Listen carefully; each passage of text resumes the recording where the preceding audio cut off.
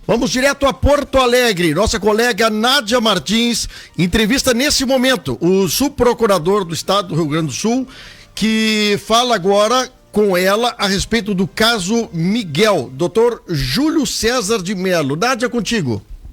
Bom dia, Fábio. Bom dia a todos os ouvintes da Acústica FM. Nós estamos ao vivo, direto do auditório do Ministério Público, onde aconteceu a coletiva sobre o caso do Miguel, o que já se sabe até o momento, quais as qualificações dos crimes. O subprocurador dos assuntos institucionais do Ministério Público, Júlio César de Mello, vai nos explicar as qualificações, pelo menos até o momento, e também a questão se vai ou não a júri popular, o que se sabe se foi premeditado ou não. Bom dia, Júlio, tudo bem? Bom dia, Fábio, bom dia aos ouvintes da Rádio Acústica. Hoje pela manhã nós tivemos aqui, de fato, a coletiva de imprensa sobre o caso Miguel, menino morto no mês passado em Imbé, aqui no litoral gaúcho. Nós hoje apresentamos então a peça acusatória, um detalhamento maior sobre os crimes que foram praticados pela mãe e pela madrasta, e eles consistem na ordem cronológica no crime de tortura, que tem uma pena prevista entre 2 a 8 anos, tortura a que era então submetida essa criança de 7 anos. Também temos um homicídio triplamente qualificado, por motivo torpe, mediante meio cruel e também mediante recurso que dificultou a defesa da vítima. A pena para o crime de homicídio, a pena prevista, ela varia entre 12 a 30 anos de reclusão. E por fim, nós temos também o crime de ocultação de cadáver, que tem uma pena prevista aí de 1 a 3 anos. É preciso que se diga que o crime de ocultação de cadáver se consumou e seguem as buscas ao corpo da vítima, que teria sido então jogada nas águas do rio Tramandaí, no município de Imbé. A respeito das investigações, né? Saiu várias notícias dizendo que nas investigações constou que elas haviam pesquisado como se livrar do corpo, se saía as digitais no mar. Poderia falar um pouco mais sobre isso? Se elas já foram interrogadas sobre essa questão? O que se sabe até o momento? E a partir dessa investigação, já dá para dar início ao processo? Sim, essas pesquisas que foram feitas na internet foram objeto de prova técnica produzida no inquérito policial, que a partir dos celulares, dos aparelhos das acusadas, se constatou que sim, havia uma premeditação com pesquisas de como se livrar de impressões digitais, enfim, não deixar vestígios na prática desses crimes. Em relação ao processo propriamente dito, a denúncia foi oferecida ontem. Nós temos então um início agora do processo criminal, com o recebimento dessa denúncia pelo judiciário, e aí o encaminhamento para julgamento pelo tribunal do júri, ou seja, o tribunal popular, o tribunal da sociedade. Como é um crime que envolve crime doloso contra a vida e 2 outros crimes conexos, nós devemos ter, e vamos nos empenhar para isso, logo ali na frente, um julgamento pelo tribunal do júri lá na comarca de Tramandaí, onde aconteceu o caso. Fábio, o subprocurador Júlio César de Mello abriu sua fala relembrando que já é o 3º caso, né, de crimes contra crianças, inclusive vem da onde menos espera, né, dos próprios familiares. Então, tu poderias repetir o que tu nos disse aqui na abertura, relembrar o caso de Três Passos, do Bernardo, o caso de Planalto e agora mais esse, né, do caso Miguel? Eu fiz a referência de que nós lamentamos, né, uma vez mais, a exemplo então do que aconteceu lá em 2014, no caso Bernardo, um menino morto pelo pai, pela madrasta, lá em Três Passos. Também lamentamos o episódio, a morte do menino Rafael em Planalto no ano passado, também vítima da ação criminosa de sua mãe. E agora, uma vez mais, aqui nós temos um caso também contra uma criança de 7 anos e que é morta pela mãe, pela madrasta, e o que causa maior perplexidade é que justamente esses fatos vêm sendo causados por quem deveria dar proteção, amor, carinho, atenção, e também ocorrem num ambiente doméstico, muitas vezes longe então dos olhares de amigos, de colegas de escola, da rede de proteção como um todo, de vizinhos, como no caso agora do menino Miguel, que inclusive os vizinhos não sabiam que uma criança residia lá naquele local, até porque eles haviam se mudado não fazia muito tempo para aquela pensão. Mas isso reforça a nossa preocupação em proteger os direitos, de fato, da infância, da juventude, e vamos trabalhar agora intensamente para buscar a responsabilização, nesse caso concreto, com a punição justa, adequada no tribunal do júri e nas superiores instâncias, se isso se fizer necessário. E já se tem uma data de quando elas serão questionadas, interrogadas sobre essas pesquisas, de como sumir com as digitais no mar, enfim? É difícil definir aqui e prever um tempo agora para a realização desses atos. Mas o fato é que, em se tratando de um processo dessa gravidade, envolvendo inclusive acusadas que estão presas, elas estão no sistema prisional, estão presas preventivamente, o processo deverá sofrer, sim, um trâmite assim que acreditamos seja rápido, seja célere. E tão logo isso seja possível, vão ser ouvidas as testemunhas, enfim, depois, por fim, elas são interrogadas, são ouvidas, e aí se possibilita, a partir disso, dessa produção, dessa prova, associada ainda a uma prova técnica, se possibilita o julgamento pelo tribunal do júri. Mas é importante enfatizar que é muito difícil, neste momento, definir um prazo para que isso ocorra. Vamos trabalhar para que ocorra no menor prazo possível.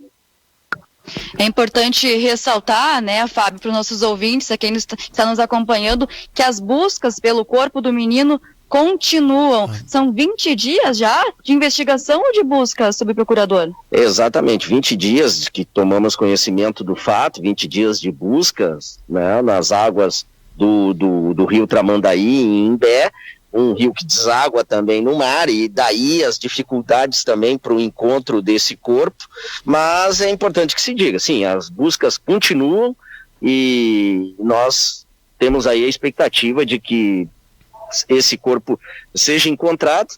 É importante que se diga, não é fundamental isso para o processo, mas pode se somar, né, para a definição e esclarecimento de algumas circunstâncias aí envolvendo a morte dessa criança. O Fábio Renner perguntou, sendo a mãe a causadora da morte, pode agravar a pena? Sem dúvidas, essa é uma circunstância que determinados é uma circunstância agravante, e no caso do homicídio ali é uma circunstância que aumenta a pena, sim, e claro, é de se lamentar, né, uma vez mais, né, que a mãe, que deveria ser a primeira protetora e tem o dever de fazê-lo, de dar proteção aos filhos, seja a causadora de mais esse triste caso aqui no nosso estado. Fábio, na coletiva, o subprocurador e o delegado responsável pelo caso Miguel mencionaram torturas, faziam o menino escrever, sou inútil, palavras que dilaceravam, né, a própria moral, a própria imagem dele, prendiam dentro do armário. Poderia trazer uma síntese, um breve relato sobre o que se chegou nas investigações, subprocurador? De fato, essa era uma das formas a que a vítima era submetida a humilhações, tendo que escrever frases dessa natureza, se depreciando. Havia ali psicologicamente, sem sombra de dúvidas, já havia uma violência bárbara, mas não bastasse a violência psicológica, também havia a violência física, com agressões, ela era mantida presa, acorrentada em ambientes fechados dentro já dessa habitação que ocupavam na pensão. Então, foram vários os fatos e estão devidamente demonstrados já nesse inquérito policial, que agora vai então se transformar num processo, indicando que essa criança vinha sofrendo há bastante tempo agressões físicas, essa tortura psicológica e física, e que, lamentavelmente, ocasionaram-lhe também, a partir de um processo longo e depois ainda desse processo todo da tortura, houve esses atos mais ainda intensos que lhe determinaram a morte. Para encerrar, senhor procurador, com a pandemia, é possível, não sei se já recebeu, o Ministério Público já recebeu denúncias de mais torturas em crianças, agora que estão ficando mais em casa, né? É possível um agravamento, um aumento de casos desse mesmo crime? O que o senhor tem a nos dizer? A pandemia sempre tem sido um período que nos preocupa, justamente porque nesses ambientes familiares as pessoas estão realmente mais suscetíveis. Não temos, assim, dados concretos para afirmar que nós tenhamos uma elevação no número de casos dessa natureza. O que, até na violência doméstica contra a mulher, até nós podemos afirmar com certeza, com números, de que tivemos um aumento nesse período. E não necessariamente vamos atribuir à pandemia, mas talvez tenha sido, sim, um ingrediente que tenha aumentado esses índices.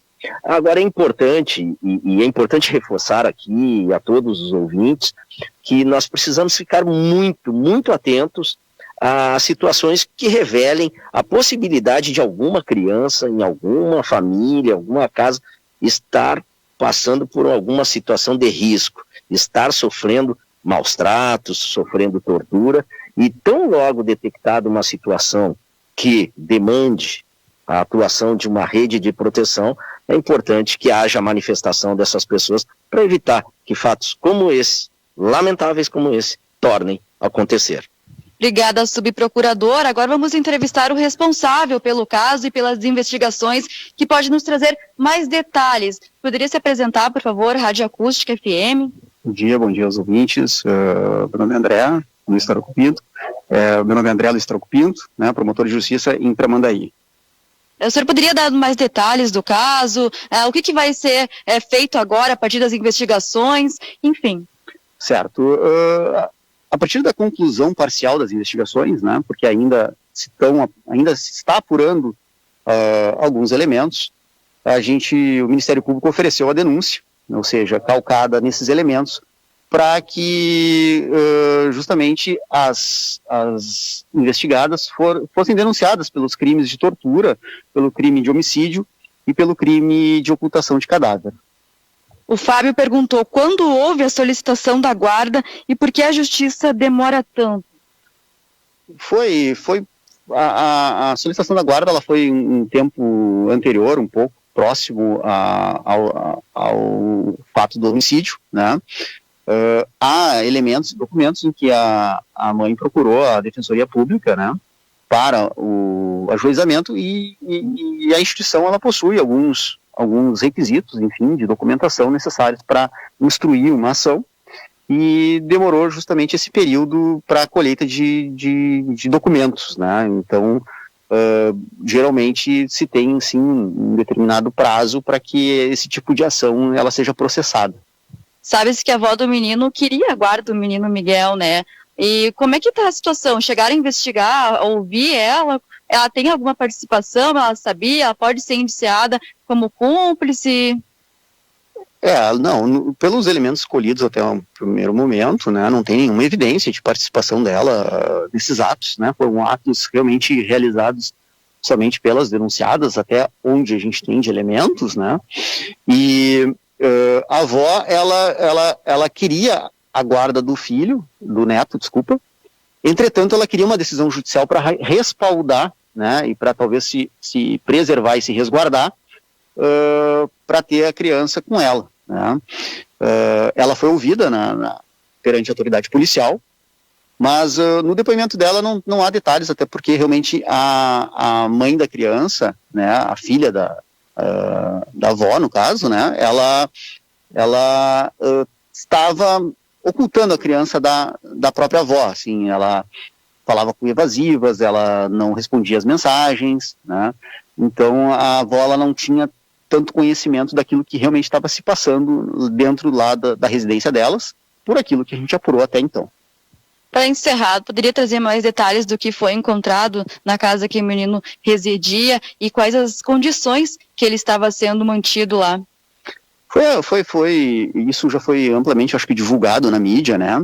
Então, esses elementos que foram divulgados, sim, posso referir, que naquele momento foi apreendido um cadeado, né, com manchas de sangue esse que foi já periciado e que se viu que se tratava de sangue da vítima, no cadeado, uma camisa da criança, que também tinha manchas de sangue, e que essas manchas de sangue também se confirmaram como sendo da criança, manchas de sangue no próprio apartamento, em que também se confirmaram ser da criança. Ela era mantida dentro de um guarda-roupas muito pequeno, sem ventilação, sem entrada de ar dentro desse guarda-roupas. Também ela era colocada dentro de um poço de luz, que fica anexo ao banheiro, é uma peça de 1 por 1, com uma umidade muito grande lá dentro.